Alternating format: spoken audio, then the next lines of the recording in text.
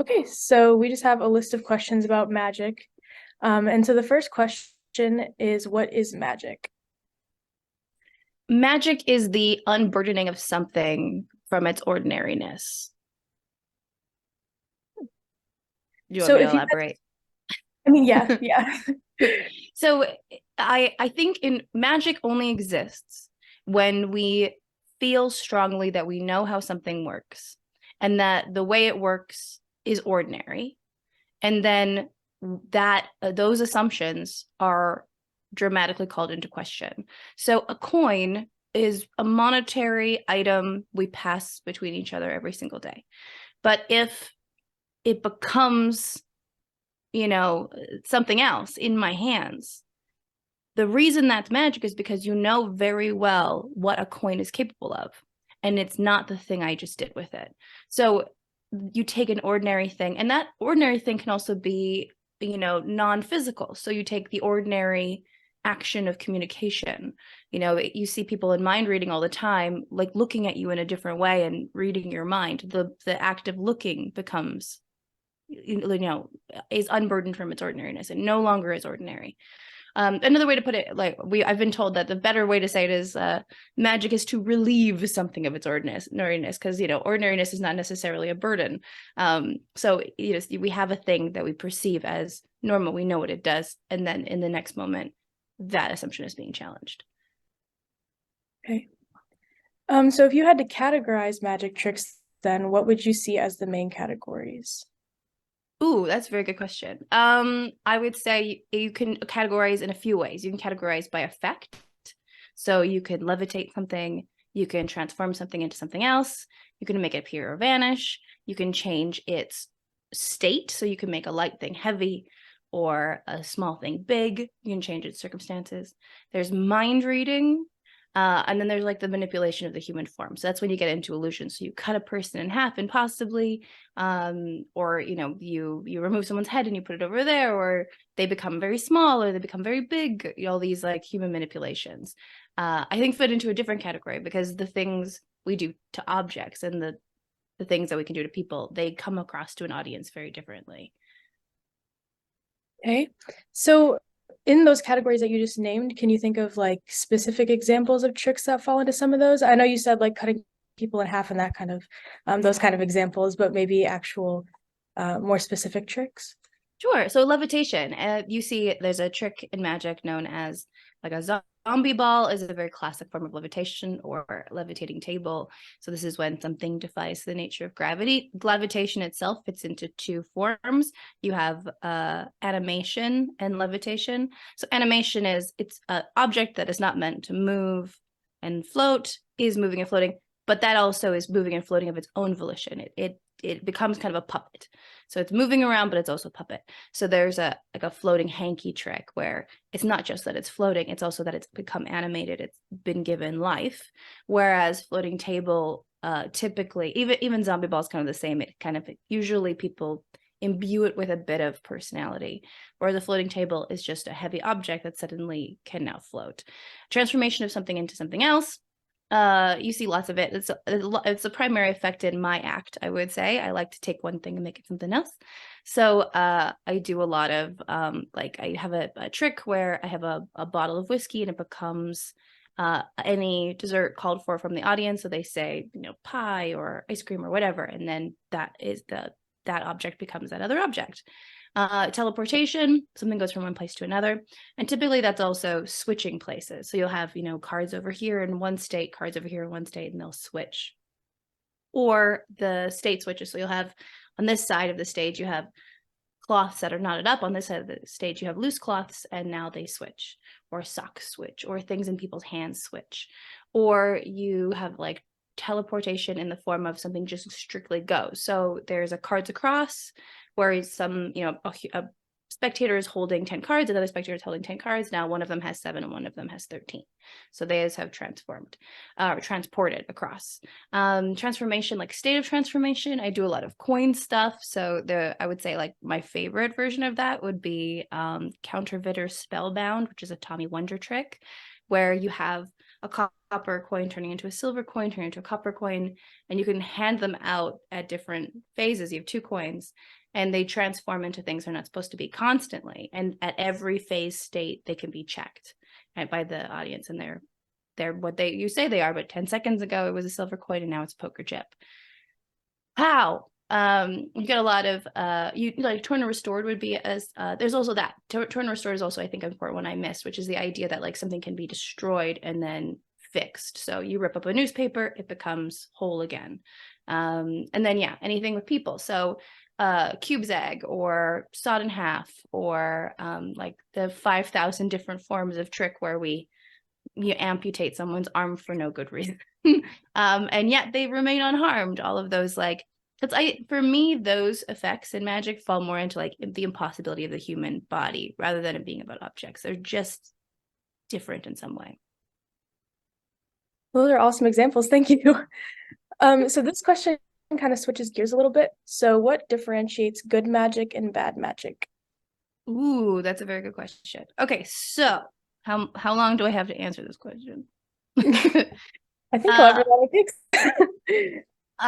So if you are thinking of magic as an art form, then you have to leave it up to the artist's intention on some level as to what they intended to do. So good magic is when it effectively does the thing the artist intended it to do. So if your magic is intended to be very funny and deceptive, and your magic is funny and deceptive, then it is good magic. If you intend for your magic to be solemn and terrifying, and it is, then I would say that is successful for you. It fit into the artist's intention. So if we're just talking about it as art, in my opinion, all it has to do is satisfy the intention of the artist, because everybody gets to decide what they want to do with the art form.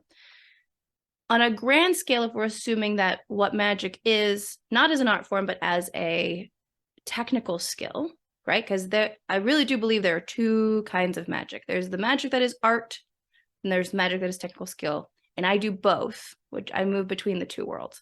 And when I am doing magic that is technical skill, the goal is to have it feel in the human body so surprising, the oxygen leaves your lungs against your will. You make the noise, right? You intake of breath. Without the gasp or the that magic is potentially unsuccessful. And even if you did all the moves correctly, that might not be successful for that one person because you did not get the gasp. And there's lots of layers to making that successful. So step 1 is you have to create a non-combative performance environment where that person feels safe being fooled. So if you didn't do that, that magic is not going to be successful. You then have to perform all the technical aspects of the trick exceptionally so that it works really well. You have to make sure that the physical aspects of those props are communicating what you need to communicate. So sometimes in magic, we have gimmicks, a fake thing, or a thing that does a thing, and those things are meant to look like normal everyday items. And if you have not successfully made that thing that is not the right thing look like the thing you're saying it is, that is also bad. Even if you created the correct state of mind for the audience to feel safe being fooled, and you did all the trick right, if that looks like a plastic coin, it's not successful. And then the other thing is to take all those items and recognize that magic is a human endeavor. So the way I hold my hands, the way I sit, is going to be different than the way you sit. And so if when I do the move and it is technically correct, it looks weird on my body, it's still not successful. So it's correct state, good sleight of hand, perfect gimmicks, and then taking all of that and making it look effortless in your own hands, invisible. So, and once you get to that phase, the only thing left is you inside your own mind have to be able to forget the primary narrative of what's going on. So the truth of the situation is, I have a fake thing. I'm trying to convince you it's a real thing, and the way I'm holding it is doing that, all that stuff. I can't be aware once the performance aspect starts. I can't be aware of any of that. I can only be aware of the narrative I'm selling to you as an actor. So my job is to feel and really believe in that moment that this is just a regular coin. So that my belief, beyond what I'm communicating physically, beyond the technical skill, but you can see in my heart, because we are, in my opinion, the most visually literate culture in human history. All we do is look at other people's faces and try to figure what they're thinking. If I don't really believe that, it's also not going to be successful. So it really depends on if the question is, what is good magic technically, as a skill, as a, like washing the dishes or like building a boat, like if you think of it that way, or if you're thinking of it as an art form. Okay, so just to clarify a little bit, so how independent are these technical specifications from the components that make magic and art? Ooh, that's a good question. I think that they can be very not connected at all necessarily. So, for example, if I'm doing a comedy magic routine, and part of the thing is that it's not supposed to really feel real, the fooling the audience is not my primary goal. My primary goal is to use the metaphor of magic or the visual aspects of magic, or to play at being a magician, and that use those tropes, but then do something new with them in like a clowning form. That can still be a completely successful piece of art if it satisfies the desires of the artist. That person does not have to have the technical skill. They don't have to have any of those things to put a single piece together that feels magical necessarily. However, if you do all the technical stuff as well and do it as part of the art, and your value system is this has to be fooling, it has to fool someone's pants off, then now you're making successful art. Because if there's so many people that you will see in magic who there's nothing about what they're doing, in my opinion, that is fooling anyone, but it's a great show, and that person's values of what they've created are still totally legitimate, and they still absolutely get to be part of the world of magic. But personally, I hold for me as an artist, I want to fool the pants off of people. So I also have to do all this technical garbage. So I think that they are very independent, unless as an artist, you've decided my goal as an artist, as well as everything else, being entertaining, communicating something, making people fall in love, or creating a safe environment to, explore different aspects of your personality. These are the values I have for my work. I also need it to fool someone so bad they can't breathe. Then I also have to participate in the parts of magic that are more like building a boat, or that are more like, they're more technical. It's not, that part of magic is not really art anymore. It becomes just skill building. Awesome, thank you. So now we're interested in finding the boundaries between magic and other forms of entertainment. So we have a list of some things that we're going to ask you if you think they're magic or not. Good luck. So, so the first one is, do you think pickpocketing is magic? It depends on the presentation. So if you look down and your wallet's been missing for 20 minutes, that's not magic. If you feel like somehow that person has used magical skill to fool you, and you don't know how it's done, and you're overwhelmed with how did that even happen, then that becomes magic. So the skill set of pickpocketing is very much connected to the skill set of magic, but it only appears as magic if you get that moment of disbelief. Okay, so do you think that visual or optical illusions are magic? Ooh, that's a good question. Again, I think it depends on the presentation. I think if it's presented as optical illusion, then it's optical illusion. Again, follows a lot of the same rules as magic. In order for that to become magic, an artist would have to take that and go, okay, but then we use this to subvert someone's expectations of something. So it wouldn't just be like, oh, well, if you put these lines like this, you can't tell which one's bigger. Hey, if you put these lines together, that's education. In order for it to be magic, you would have to use that illusion, use that optical illusion to then subvert people's expectations. So you're not letting them in on it in the same way. Whereas typically an optical illusion is an educational thing. It's informing someone of the way that their brain works. Whereas we hide that information to be deceptive. So what do you think about sideshow demonstrations? Do you think those are magic? I come from a long history of sideshows. Sideshow was my first love. My street show was all sideshow. I transitioned over to magic. And it is very complicated because as a sideshow performer, you are hiding a lot of the information, but what you are displaying is true skill. So I don't think it like the skill set is very consistent with magic, but because in sideshow, what I say I'm doing is actually what I'm doing. There's no second narrative. There's only the primary narrative. If I'm saying I'm eating fire, I am, in fact, doing what you think I'm doing. I'm putting fire in my mouth. And just because I am hiding some of the information about how that's achieved, there's no gimmick. It's all real. Sword swallowing is real. Hammering a nail into your face is real.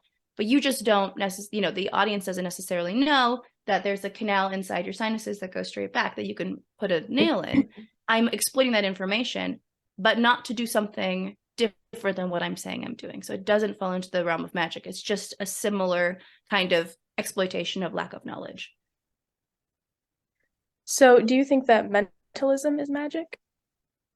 Mentalism is magic because that is the presentation of a skill that does not exist. So it is, hello, I'm going to tell you this thing I'm doing. I'm going to present as if I'm doing it, but I'm using hidden technique to pull that off, and I'm doing actually a different thing. So there is a second narrative in mentalism. So it does 100%, in my opinion, fall into the realm of magic. Okay, so do you think that it's magic if it uses camera tricks? Oh, interesting.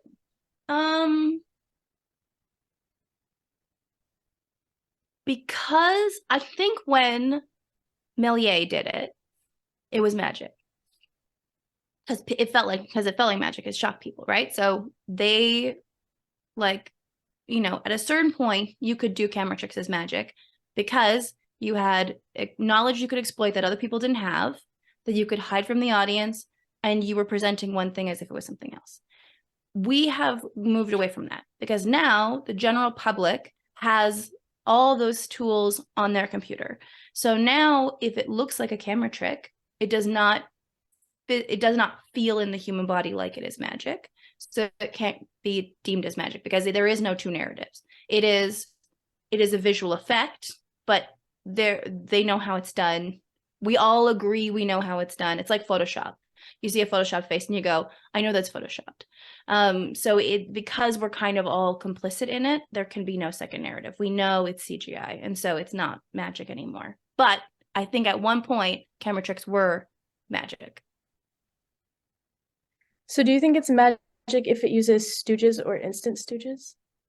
Yeah. Oh, absolutely. Because you still have those two narratives, right? So you can even do a stooge that that person doesn't even know they're stooged, right? So there's this whole thing with double speak. So I say something to an audience member that they, because of their position or their foreknowledge, interpret differently than the way the audience interprets it. So again, we have two narratives. There's what I'm telling the audience is happening, and then there's what's actually happening.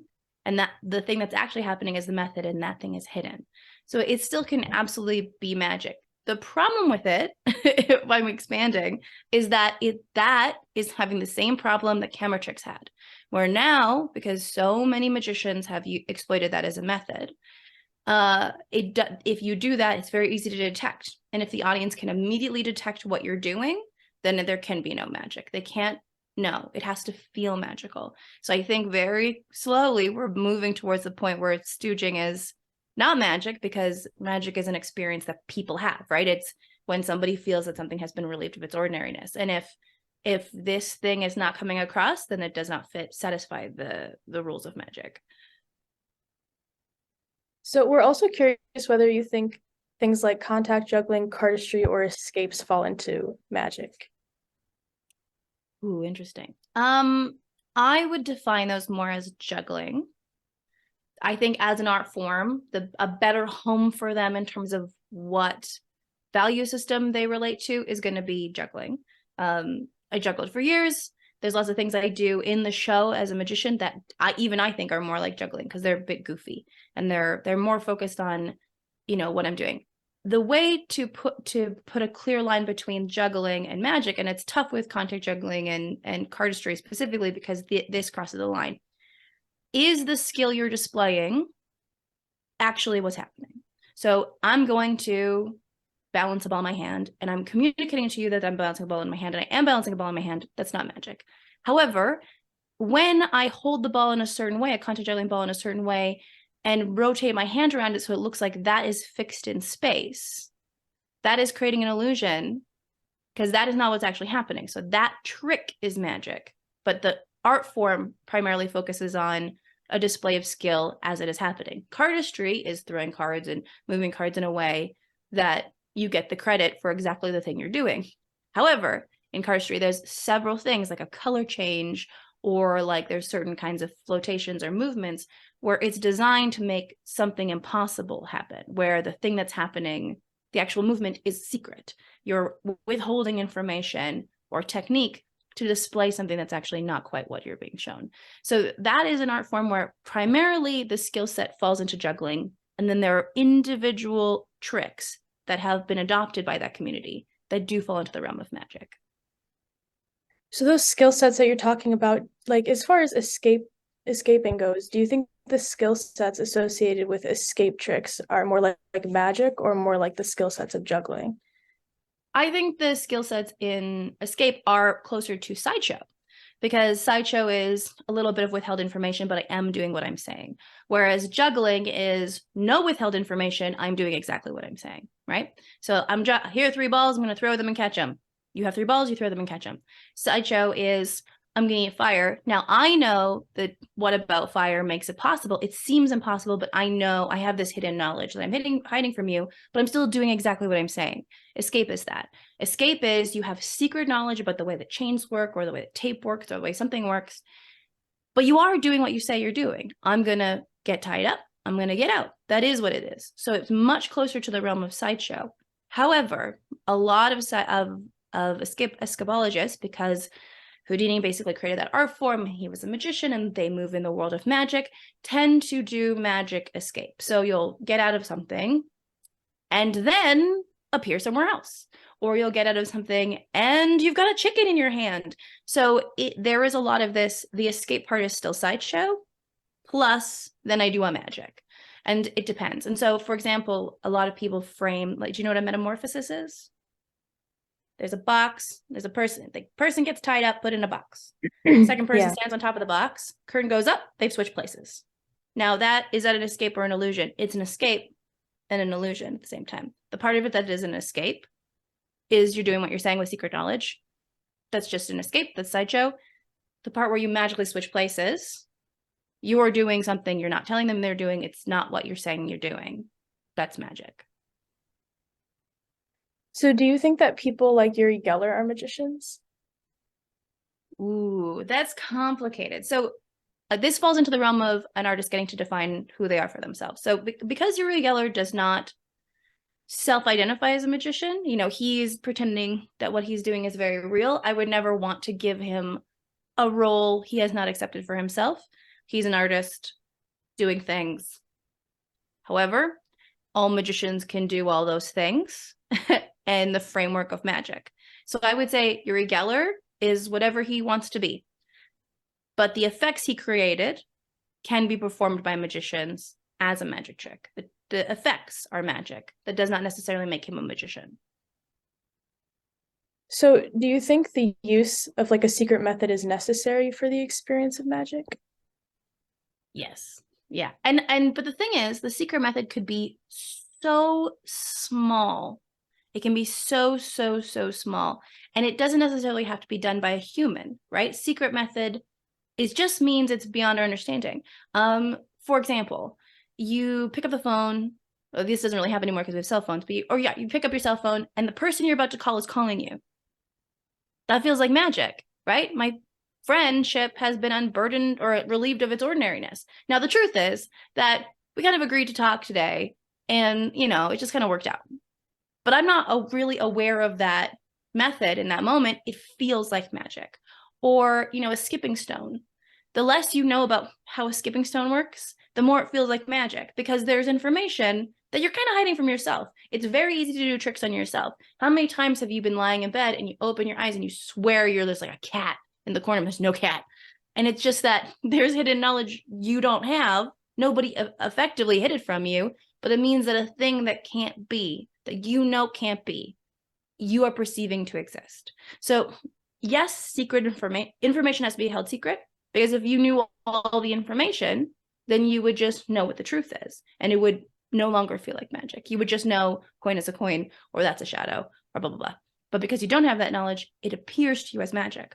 That doesn't mean somebody has to necessarily hide it from you, right? It doesn't need, some magic does not need a magician.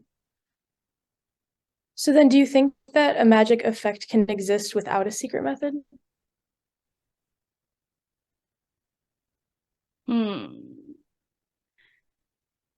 Okay, so you can have a magic effect where that person has been informed of the method and it still fools them because the technique is so good. So I don't know that that's necessarily the same thing. But for example, Penn and Teller have a great trick where they teach the cups and balls. Here's what I'm doing. And then you do it and you're fooled. I have a coin trick I refer to as the polite pickpocket, where if I tell you how it's done, it doesn't matter. It's still going to fool you. You can't catch me. You can't keep up. It still feels like magic. That is still, I think that still kind of falls into the idea of there being two narratives, because you think you know what's going on, but you can't follow it. It's happening too quickly. So there is hidden information, but if I let you in on that hidden information, the information still somehow remains hidden, mostly because your brain can't keep up or can't adapt or can't adjust. Now, the thing is, if you learned the cups and balls, the trick that Penn and Teller are doing would no longer really feel magical. Or if if you got to the point with the coin trick where you could do it, that would no longer feel like magic to you. But you technically, you have that knowledge. It's just that knowing something is not the same as understanding something. So I think it depends. It depends on, is it still hidden knowledge if they know it? Do you have to understand it? Because if you understood it, if you genuinely understood the new properties of that object, that experience would no longer feel like magic. But if you know it, that's not the same as understanding it. It'll still feel like magic. I don't know if this correctly answered your question. No, it answered it. Thank you. Okay. So the next thing that we're going to talk about a little bit is misdirection. So the first question is, what is misdirection? Misdirection is direction, really. So misdirection is the ability to understand the way brains prioritize information and using that information to manipulate people and eyeballs into looking a place where nothing is happening, so that a place where something is happening, you can hide that. So for example, there's a lot of interesting aspects of like my hand moving forward and my hand coming back. My hand moving forward is more interesting to your brain. So often if I'm doing a trick, I'll move the other hand forward and this hand down, so deprioritizing it. So if you really think about it, it's less that I'm misdirecting you away from this, it's that I'm directing you towards where I want you to look. And so partially because you have to forget that primary narrative as a magician, at least for me, it's not helpful to think of it as misdirection, because then on some level I'm thinking, don't look here, don't look here. And what happens when you're riding your bike and you go, don't hit the tree, don't hit the tree, you hit the tree. So you have to really focus on where you want the attention to go and less about where you don't want the attention to go. Where you don't want the attention to go, I always think of that as it's fallen into darkness. Like in my consciousness, that hand has moved into darkness. This hand has moved into light. I'm not even aware of this hand anymore. No one is. Because this hand has to do a sneaky. It has to get a thing out of my jacket, or it has to, do a pass or whatever. And so misdirection ultimately is exploiting the fact that I'm very good, because your brain is a brain of a predator. It's designed to look for motion, or it's designed to look for something running towards you, because that could be an attack. And all those things are still in there, even though we have computers and I can't actually get at you. You're still going to prioritize a hand moving forward quickly, because that's what your brain does. And so I'm just exploiting all those loopholes to make you look where I want you to look. So do you think that misdirection is necessary for creating magic? I don't think so. The magic has a lot of tools. There's lots and lots of tools. But it is not, you don't have to use that hammer to build a trick if you don't want to. You don't have to use a lot of hammers to build trick. You don't have to be that great at sleight of hand to do a magic trick. You can rely on gimmicks. You can rely on optical illusions. You can rely on whatever you want. It is a really powerful tool. So it's unlikely as a career magician or as like a really motivated hobbyist that at some point you won't use it because it's just too shiny. You're going to use that tool, but you do not need to use it. There are tons of other ways. You can be looking right at the thing. There's lots of tricks where you can be looking right at the thing and you don't see anything. The trick I open my show with, they are staring at the gimmick the entire time, and it does not matter because the sneaky thing it does is so invisible, they can look wherever they want. There is nothing to see. Because I always think of the first trick in the show, people are the most skeptical. And so I don't want to risk it. I want to make sure that one's really clean. There's no misdirection in the first routine in my show whatsoever. And it's still very magical. So then with those methods that you use, when are you most likely to employ those when using misdirection? When am I most likely to use misdirection? What if you are doing a magic trick where there is a bit of goofiness, as we say. So the gimmick is a little obvious, or you need to do a little move, or it's a good way to cheat and not be great at the technique and kind of be like, I'm not so good at this move, but it doesn't matter because I'm going to do it way down here in the dark where the light is not cast. So you can use it to cover. A lot of people do this. If you're very good at misdirection, the technical aspects of your skill do not need to be that high. So you can use it as a crutch in that way. I wouldn't even say it's a crutch. Totally reasonable way to use it. Skill low, misdirection high. Easy. If the gimmick is not very convincing, misdirection high. Easy. If you're doing a very insane hard thing because you want to do like a crazy, like you're going to make an elephant appear. You're going to put a block of ice on the table where the hell did that come from? The only way to do that is going to be misdirection because there's no gimmick. There's going to be nothing that's going to be large enough. So it can either be as like an amplification tool to like make something, to hide something a little better that isn't quite right or to cover up your skill. Or if you're doing something big and insane and huge, you're just going to need it. However, there are also tricks where misdirection is the presentation. So for example, I drink my drink, I put it down, you pick a card, you sign it, it's underneath the cup. I take it out of there, it's underneath the cup. And what I'm telling you is the misdirection is the method, but it's also the effect. I'm so good that even though I'm going to try to make you look away from the cup so I can sneak a card under the cup, I'm still going to get away with it. And so in that context, misdirection is the whole presentation. We're letting them into that little aspect of magic so they feel like they have a little bit of secret knowledge. But really that secret knowledge is just being used to exploit them even further. So to what extent is narrative a tool of misdirection? Interesting. So that depends on what you mean by narrative. If you're saying, is storytelling, like, should I tell a story where I lie? There's a great history of magicians who pretended to be frail when they were not. And that's a narrative they maintain their entire life. I use that a lot. Like the character I perform as, primarily Lucy Darling, is this elegant, specific, slow thing.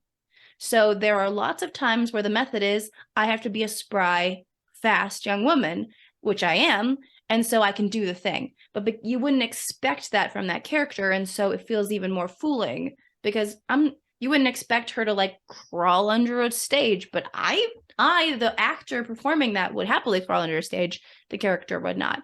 So there's that kind of narrative where you create a narrative around yourself so that the expectations of you, the artist, the performer, are not what you would actually do. You're hiding your own ability. I think that John Thompsoni, amazing magician in his later years, really took advantage of the fact that he looked like a little old man, but he could do everything. And so that aspect of narrative is important. But then there's also the narrative on the micro level, where if I'm picking up this cup, okay, let's do this. If I'm picking up this cup, right? You're going to assume this hand is empty. This hand secretly has a ring in it, right? But that's a narrative, it's a story you're telling yourself without me doing anything, is that a hand holding a cup is usually only holding a cup and wouldn't be secretly holding out a second object. And so there's that, all the little stories we tell ourselves all the time. Like if I just casually throw something on the table, that's one object. Because if it was two objects, they would move apart when I threw them. So that's a little story you told yourself, but that means that if I know how to throw two things as if they're one thing, then I can exploit that thing, that little story your brain told you without you even knowing. So on a large scale narrative can be an advantage. On a very small scale narrative, it can be an advantage. But also you can do, there's also just the narrative of like, this is a thin silver ring, and now it is a gold ring. You need to be able to tell the story of remembering that that was silver and now it's gold. And if you can't follow that story, then there is no trick. So on a fundamental level, like magic is just tiny, quiet storytelling, but it's narrative, but it's also like narrative is a lot of things. It's a very broad term. So I'm trying to answer it in all the ways. So you don't have to be a storyteller, but the fact that our brains tell us stories is what we're exploiting. So what factors do you think can lead to a failure of misdirection? A lot of magicians learn magic from mentors who are precise and working with different physical conditions than they have.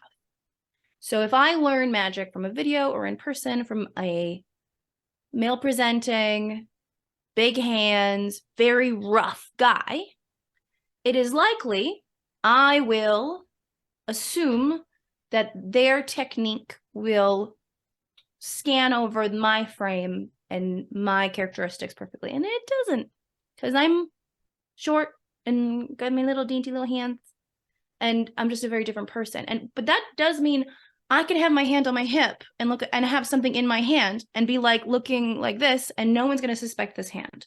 But if somebody who would never do this has their hand here, it's going to look really awkward. So a strong failure of misdirection is often when the thing I'm casting in darkness, I'm trying direct light here, but the thing I'm casting in darkness is all lit up, because on my physical body, it makes no sense. It's super dumb.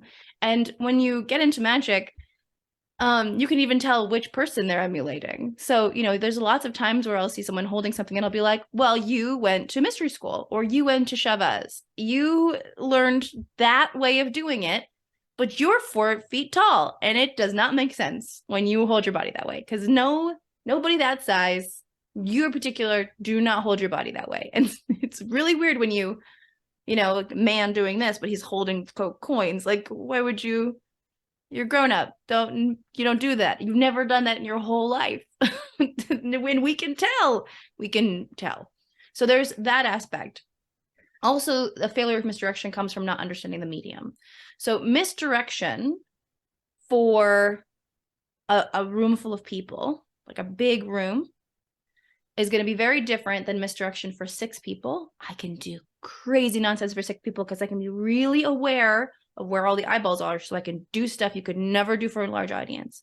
Whereas for a camera, you can't do almost anything, because that single eye, that's a person with their head in the vise, and they've only got one eye open, right? That's what a camera is. You just got one eye, and that person is focused in a totally different way. And so they can't look away in the same way. So if you want to do a little something, you're better off just dropping your hand out of frame. Because if you leave it here, like even if I'm doing something over here, you can't help but be so aware of this hand because they're so visually close, and also the frame is so specific. So a big failure of misdirection comes from not understanding the circumstances, or from copying somebody who has a completely different physical presentation than you do. So are there forms of misdirection that you typically find to be ineffective? Interesting. No, I think that's very situational. I have the advantage of a character actor.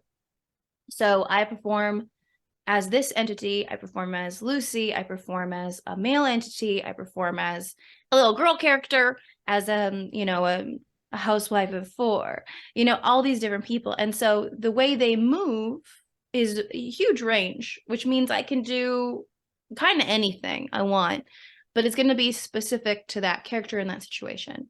The bigger you are, the more you can kind of get away with in terms of being a little bit sloppy, because the movements in general are so wild. But the more refined you become, even a little movement of your thumb, we're so aware of that. So with Lucy, I have to be so careful.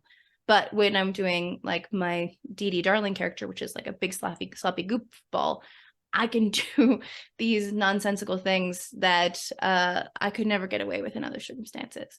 So there's nothing that I think universally is a failure. It's primarily situational. Okay, so now we're going to talk a little bit about offbeats. So the first question is, what is an offbeat? Great. So an offbeat, basically, I'm trying to think of what is a succinct way to define this. An offbeat is when attention is dispersed. It's a moment where attention is non-specific. So when you laugh, your eyes naturally close. When you go, oh, you look at your friends, this is crazy. That's an offbeat. Or when you think you're being asked, you're being invited to look, something has appeared and you relieve. Whoa, it's crazy. You're being invited into a moment where you don't have to specifically watch. So in that space, anything goes in an offbeat. That's not even misdirection. In those offbeats, you can just fully pull a thing out of your pocket and no one will see it. Because especially if they're laughing, their eyes are closed. Like if it's a really good laugh, you can do whatever you want. They're literally blind in that minute. They can't see nothing. So an offbeat is basically if you think about stressed syllables and non-stressed syllables, stressed, unstressed, it's an unstressed syllable in terms of attention. So no one is looking. Everything you did, everything that came before it, and the rhythm of it is telling them there's no necessary information here. This is when you can kind of dismiss and turn your brain off. Because paying attention is exhausting. And in a magic show, you rightly have to, I always think about it as like people can kind of pay attention or have stress, tension for about as long as they can hold their breath organically. And so at a certain point, you need to like let them laugh or let them take a attentive break. Otherwise, they're going to get exhausted and they're going to be really tired at your end of your show and they won't know why. And so you can either do those in terms of pacing, have those offbeats, or you can, like you said, you can take advantage of it as a magical way of being like, well, no one's paying attention here, so I'm just going to fully take a duck out of my pocket because it won't matter because they think all the things are done. And a good example of an offbeat is the moment right after an effect has taken place, because they assume you did a magic and now you're not going to do another magic. The magic has happened, so now you don't have to pay attention. Or right after a joke, or right after a moment, like a lot of movement happens. A lot of movement happens and there's a moment of stillness. That moment can also be an offbeat. So in your answer, I know you said that offbeats are an even misdirection. Can you elaborate a little bit more on why offbeats are different than misdirection? Sure. So misdirection is, as I said, direction. It's about holding focus in a specific place so that you create darkness in an area where you can do something. Whereas an offbeat is all darkness. There is no focus. The focus is not on me. The focus is internally into the audience. So I'm not directing focus. The focus is on the inside of their body. So it's not the same as misdirection because I'm not trying to get them to look here or think here or do this. Focus is scattered. There is no focus. Their eyes are closed. So it wouldn't matter if I was directing their focus here. They're not looking. Okay, so then the last thing that we wanted to ask you some questions about is exposure in magic. So do you think exposure is bad for magic? Interesting. So in order for, okay, I think most people don't consent to having this art form hurt for them, for their experience. Because if magic is to relieve something of its ordinariness, then the more you inform somebody about that special quality or the things that you could do to do that, the less magic they have access to. So every time you give somebody, if I'm a magician, I want access to information because I'm the one creating that. If you have no intention on ever creating magic, then that information can only serve to lessen your experience of wonder. And so there's a certain responsibility for, okay, how available am I going to make that information? And is the way I'm making this information available mean that somebody who doesn't want this information is going to get it against their will? So I think of it more like that. The problem is a lot of the exposure stuff in magic, those are people who their interest primarily in magic is the puzzle. And as magicians, we have hobbyists, and I think it is completely reasonable for, if you really want to Google every trick and know it, I don't really personally have a huge problem with that. That is a completely legitimate way to enjoy the art form of just being like, I just want to know how gimmicks work. Great, go on Penguin and look stuff up, and that's fine. And there are lots of websites where you can pay a little bit of money to purchase a secret somebody has hard won. The part of the issue for exposure is that often people who are, like, for example, there's lots of people on Facebook or TikTok or whatever who are giving away secret reviews. You can't guarantee the person seeing that would prefer to know that information than to have access to wonder. And the secret you are telling them is not yours to tell because you didn't invent that. That is not your method. That is something that somebody worked their whole life to come up with. And they decided the value of that was $30. And if you want to spend $30 to get that secret, you can have that secret, but you are now stealing from that person because you're taking that secret and you're giving it to people for free. So there's that whole spectrum of like, is that secret owned by that particular artist? Can you guarantee that the person accessing this content wants this content? So for me, it's less like, we got to keep magic secret. It's got to be secret from everyone. That's just not reasonable. But I do try really hard to work to make sure that people who don't want to know, who would rather have this curated experience of wonder, they get to have that experience preserved. I kind of think of it as like spoilers for TV shows, right? Like, no spoilers, no spoilers. If you are the person who's going online, giving away the end of Game of Thrones an hour after the TV shows happened, there's nobody on the planet that'd be like, that's a good guy. That's a good guy right there. It's a good person. Let people have wonder, damn it. So the last thing that we wanted to ask you was about what kind of exposure is acceptable. So I know before you talked about like Penn and Teller's cups and balls trick.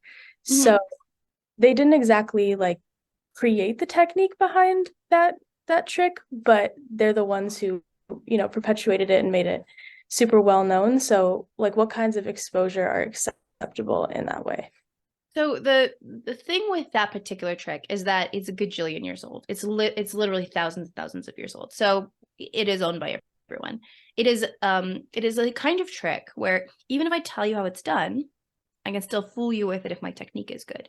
So it doesn't rob anyone of wonder because it's in the routine. In the routine, they tell you it's done and then they still fool you with it. So that particular piece of information goes to show that is not an informational based trick, where as soon as you know how it's done, the wonder is removed. It doesn't do that. So in that particular thing, it's like the Magic Circle will beg to differ in London because they ousted them for doing that. They have different rules. Everyone gets to have different rules. But for me, that did nothing to hurt the experience of wonder for people. When it hurts the experience of wonder for people is when here's a gimmick and the gimmick does all the work, or here's the method and the method is the whole secret. And that person didn't even get to experience the trick before they got the answer. They didn't even get one time to go, holy moly, how is that done? They didn't even get to feel that because it was so far forward. As long as people, the way you do it, and the thing is Penn and Teller, when they did it, they go, we're going to show you how it's done. People could leave, they could close their eyes. You got the opportunity to consent to it. And then it still fooled you. It did no one any harm. No harm. All good. Whereas if you're scrolling through TikTok and someone's like, here's how this is done. You're like, didn't want to know. I don't want to know. Stop it. That's much more difficult. That kind of form of exposure is much more difficult. But yeah, for me, it's an old trick. Doesn't matter if you know the method. Everybody had an opportunity to consent to it. Awesome. Well, that was our last question. So thank you very much for answering all of those.